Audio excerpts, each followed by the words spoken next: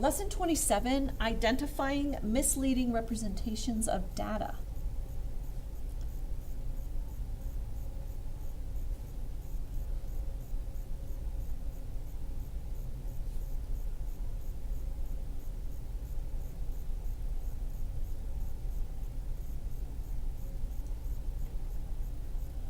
Well, there's several ways to mislead a person using graphs or other type of data to show something and make it look like something that would benefit the person writing it. So one of the ways to mislead is to not start at zero. So not starting at zero is one way.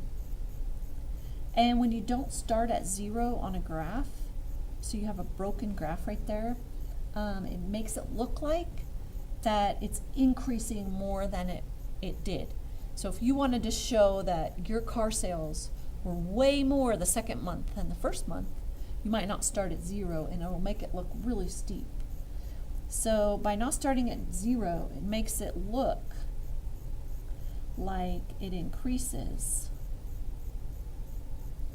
more than it actually did.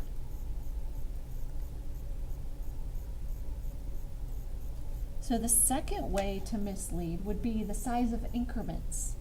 That just means how far apart are your numbers on your graph. So if you have really large increments, it's going to make the data look closer than they really are.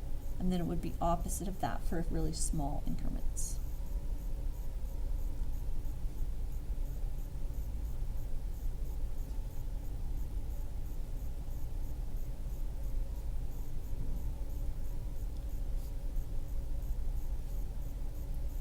And the third way is if you're using circle graphs, if whoever's writing the graph doesn't specify that all the parts of the whole are represented in the circle, then it can be misleading because you're not sure if all the parts are there.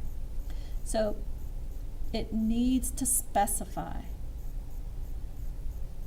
that all the parts are represented.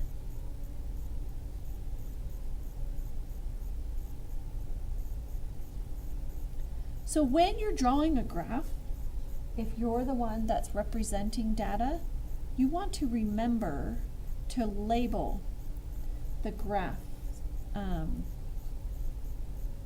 with a title and label the axes. What do they represent?